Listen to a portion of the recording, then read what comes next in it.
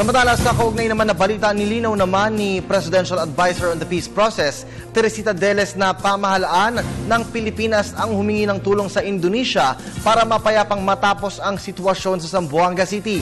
Ayon kay Deles, pumayag naman ng Indonesia na gawin ito. Ayon anya sa mga opisyal ng Indonesian Embassy, nangangahulugan na magiging bukas ang linya ng Indonesia para tumanggap at magpaabot ng mga mensahe.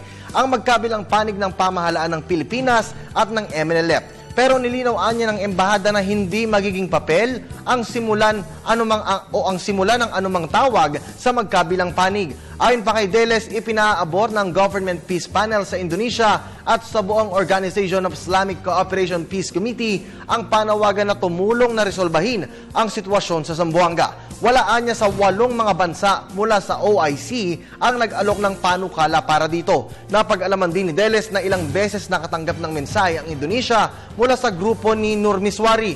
Ngunit hindi ito tungkol sa sitwasyon sa Zamboanga kundi sa travel arrangement para dumalo sa meeting sa Yogyakarta. Huwebes naman, sumulat ang MNLF Secretariat sa Indonesia na ipagpaliban ang meeting dahil umano sa pakiusap ni MNLF Chair Nur Miswari. Nilinaw ng Indonesia na hindi nagtanong o nag-alok ng pag-uusap ang grupo ni Miswari para maresolba ang sitwasyon sa Zamboanga.